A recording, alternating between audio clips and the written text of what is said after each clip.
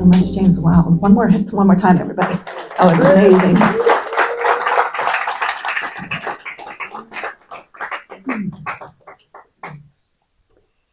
And I am so excited to be back here on Easter Sunday. Last week we started our journey with Jesus going into Jerusalem for Palm Sunday, and today we get to celebrate Easter and what is known in the Christian faith as resurrection. I'm not used to speaking from this side of the room, so this is going to be an interesting. I'm a kind of a creature of habit, but we'll see what we can do. So today we get to share this message of Easter, which is such a beautiful time of the year. I mean, we need only look out the windows and out the door, especially here in California. We are so blessed. And we get to witness the energies emerging out of the darkness of the winter that we have been going through. And we feel the movement of spring, and we see the hints of new life. They're emerging. Those little buds are coming forth, those blossoms. The birds are singing. And it's a dynamic time of year, a beautiful time of year. And it's this sense of greening around nature, but also greening within ourselves. And something within us says, I want to lift myself up from the limitations of my former living, and express and sprout and grow. So I think more than any other time or any other Easter that I can remember, actually, it feels like it's critical for us right now to grasp this essential message of what Easter is about. With so many challenges going on in the world, we need something to stand on. The simple message of Easter. Easter is about the miracle of spiritual transcendence and spiritual transformation. And from my heart of hearts, I invite each one of us to embrace, to believe in this miracle of spiritual transformation. In yourself and across the planet, no matter how it looks. Believe in the miracle, the deep underlying miracle. In the midst of what seems to not be transcending or not working, there's a consciousness that is being risen. And it is transcending for those who are unable to discern it. And it can be a transformation of our consciousness when we open to that heart-centered living from our heart. And that is what has brought us to be about this realization that something indeed is unfolding. If we believe in that, we will be led to a better way and a better day. So if there's one story that symbolizes the physical and metaphysical life on planet, I believe it's the resurrection story. The story that tells us a new life is emerging from seeming death. So think with me about the myriads of ways that the story is told, experienced, and witnessed. There's new tender shoots growing up from an old brown stem. An emotional newness and healing as we come together from despair into laughter, into joy. The sun rises from the darkness of the night into the birth of a new day. And you and I, we are awakening from sleep in this daily resurrection. Saying things like, seeing the light at the end of the tunnel. And it's always darkest before the dawn. All these point to a fundamental experience that is renewal, resurrection, and new birth. All come after the death, the dormancy, and the darkness. And this is the central story here on our planet. Another way that the resurrection message is being told at this time is through the Easter story.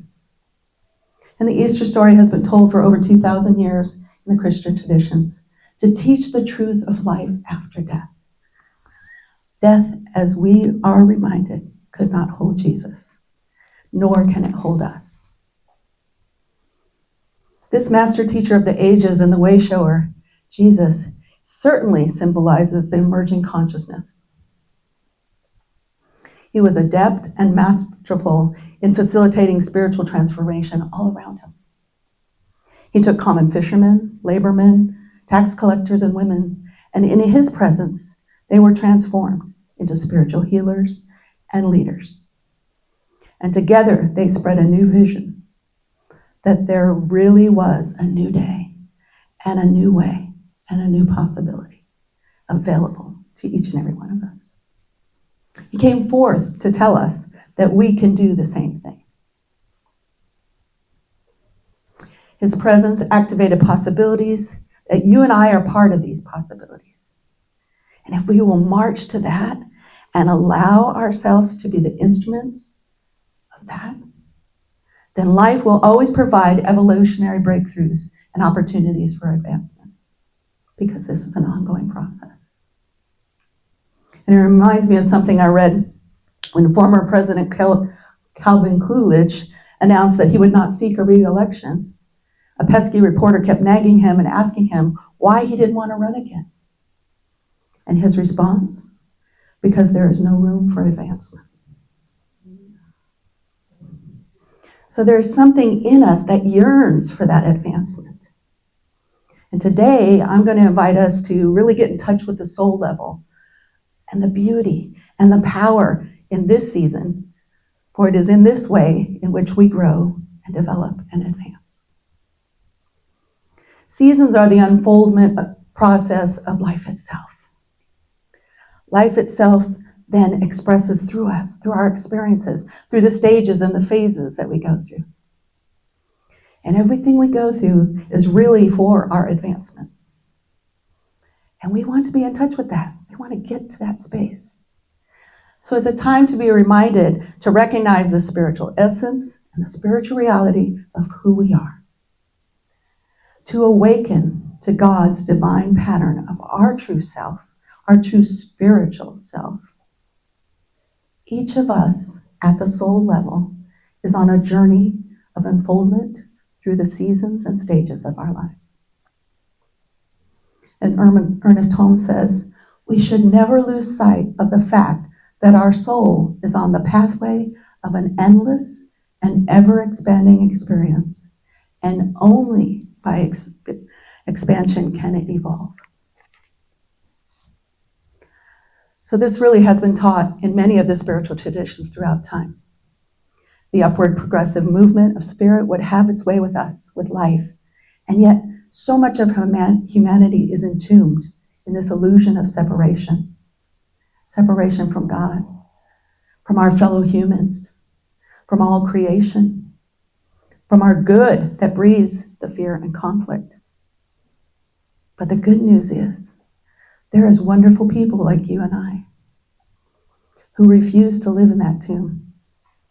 We refuse to be in the darkness, so we roll away the stone and we break free from any sense of limitation or separation from our source. We let go of limitation and we have a new idea that is born. An idea that maybe we were designed for more. And if we would just take a trust leap, it's very hard, I understand. We would experience the upward progressive movement of spirit. And in this incredible and miraculous way, we would move then to a higher ground and own it. Life is saying, go forth, because that is how things advance.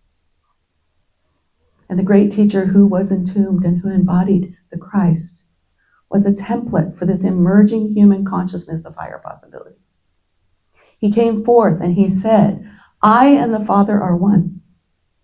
And all of us, you and I, are all children of the Most High. And in saying this, he was asking us then to go higher in our consciousness and to go get out of that limitation and separation and to move into a unity with the one mind and being. This creative power through and in all life, so that we can become its vessel for expression. And he would come forth and he would tell us that the greatest law is love. That you and I can stand for love. And we can be an instrument of love. We can allow then that love to guide us in every way. And he knew of the possibilities being activated. And he said, you will do these things that I have done. Greater things you will do. So he was even willing to allow his own crucifixion to once and for all dissolve the idea that death is a reality and show us the immortal spirit of ever going forward. Showing us that we don't have to compromise ourselves with the forces of life, that we are alive right here and right now, and we can bring forth the beloved kingdom right here and right now. He was a role model and activating the latent human possibilities in humanity so that we can move into the kingdom of God. So we celebrate this wonderful teacher, Jesus, on this day. And that he didn't die for our sins, but rather he lived for our awakening, our emerging consciousness. Sense this miracle right here and right now and align with it. We're here to step out of those old dimensions, those old paradigms, the stories that have been throwing the higher self, my God self, into a tomb and placing a stone in front of it. It's time to move out of what is holding us back. We may not know the path or what path we might be led on, but taking that first step, that's the beginning. We can be part of humanity, exiting this old notion of decisiveness. And we can really get it. We can let our light so shine that we can be the Namaste consciousness. And it begins anew with ourselves.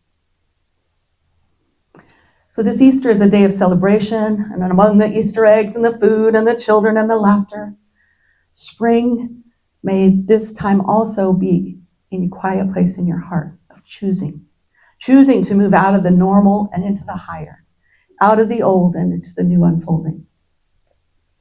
It's a time to claim our responsibility, and that is responsibility, or responsibilities, they call them backwards. And then we can join together to transform within our hearts. And this is what life is really calling us to do, to become a heart-centered being, to allow our inner evolution to carry us forward. And it begins when we plan it, not planning from our head, nor from the expectations of others, but instead, when we go to the heart, then we let the higher vision emerge. And it's in the sanctity of this heart space. And then we find our whole motivational basis will shift. It'll shift in our lives. And then all of a sudden, we are freed from within. A vision born of the heart, plan it from the heart, and then plant it from your entire being. Live it, feel it, embrace it, and align with it until there's no difference between you and your vision.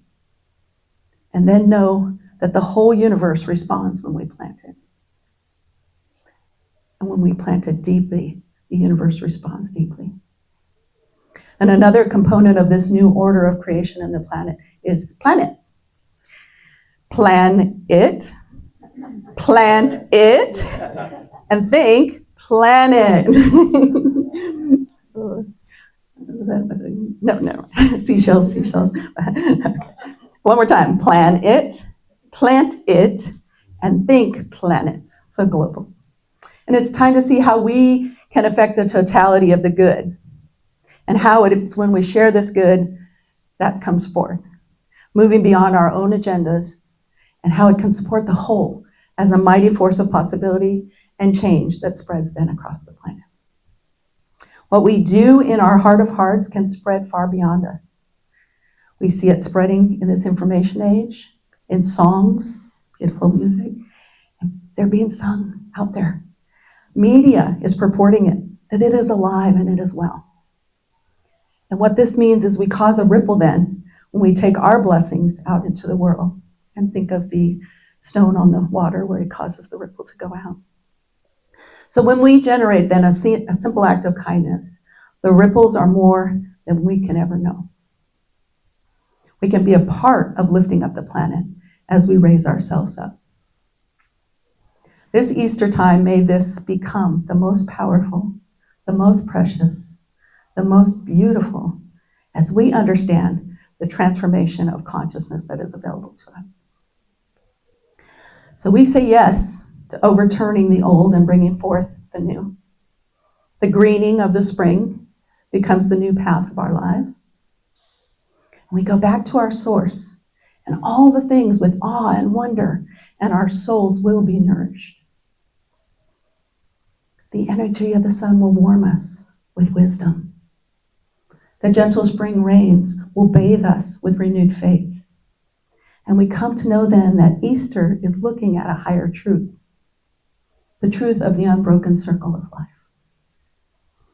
So I'd like to close with this story, but I'm going to have my beloved help me pass out an Easter egg to everybody. So if you could take one, just maybe give him the bowl and then he can pass it down. I'm going to need my hand. Pass it around, take one down, pass it around. I have some in my pockets that I'm going to use for the talk, so if you don't get one, I will. Across this way. Thank you. Boy, he's got it down there. He didn't realize he had to do this big job today, but he's got it down. He must have been an usher in his life at some point. I'm just going to hold it while that gets passed around so that we can focus on the story. Okay. Yeah, that'll be enough, I think. Take one, take one. Or if you're a couple, maybe you can share one. Let's see.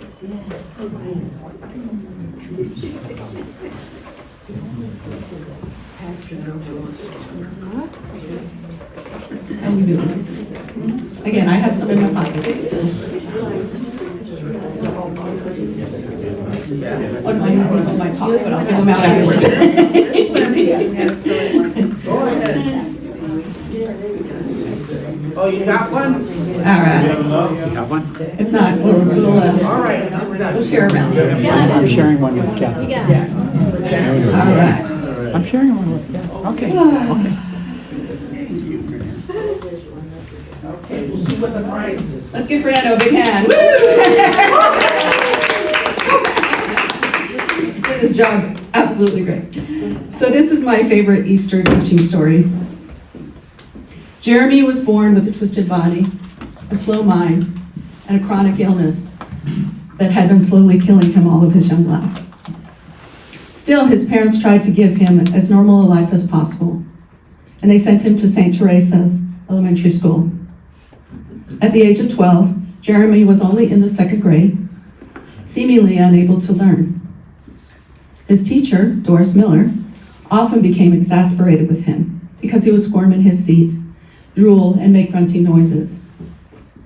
But at other times, he spoke clearly and distinctly, as if a spotlight had been passed on and penetrated through the darkness in his brain. His teacher tried very hard to ignore Jeremy and his noises and his blank stares.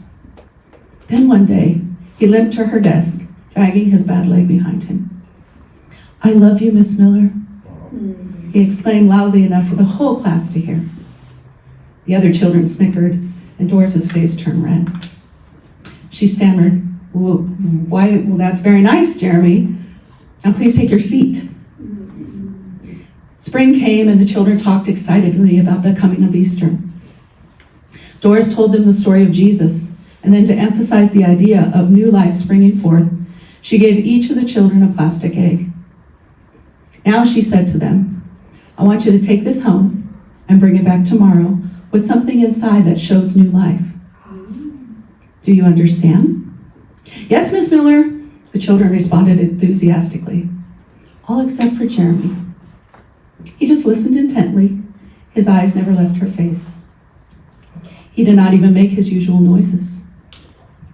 Had he understood what she had said about Jesus' death and resurrection? Did he understand the assignment? The next morning, 19 children came to school, laughing and talking as they always did, and they placed their eggs in the large wicker basket on Mrs. Miller's desk. After they completed their math lesson, it was time to open the eggs. In the first egg, Doris Miller found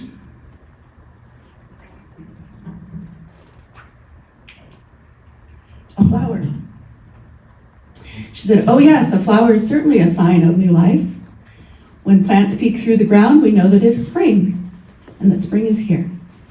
And a little girl in the first row waved her hand. "That's my egg, Mrs. Miller, that's my egg," she called out. And the next egg contained an artificial butterfly. And Doris held it up for all the class to see. And we know that a caterpillar changes and transforms into beautiful butterflies. So yes, this is new life too. Little Julie smiled happily and said, "That's my egg, Mrs. Miller." And then Doris opened the third egg. And she kind of gasped because there was nothing inside. Surely this must be Jeremy's egg, she thought. And of course he didn't understand the assignment. He didn't understand the instructions that she had given the class. And because she did not want to embarrass him, she quietly set the egg aside and reached in for another egg. Suddenly Jeremy spoke up. "Miss Miller, aren't you going to talk about my egg?" She was kind of flustered and she replied, "But Jeremy, your egg is empty." And he looked in her eyes and he said softly, "Yes, but Jesus' tomb was empty too." Time stopped in that moment.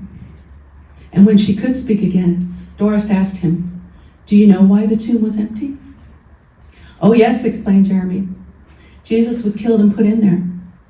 Then his father raised him up into a new life." And the recess bell rang, and the children excitedly ran out to the schoolyard, and Doris sat inside and cried. The cold inside her heart slowly melted away. And 3 months later, Jeremy passed away. Those who paid their respects at the mortuary were surprised to see that 19 eggs were on top of the casket, all of them empty. So I've given you a plastic egg this morning. Please use it as a reminder of eternal life. May you know the comfort, vision, power, and joy as we create this kingdom here on earth. Happy Easter. Namaste.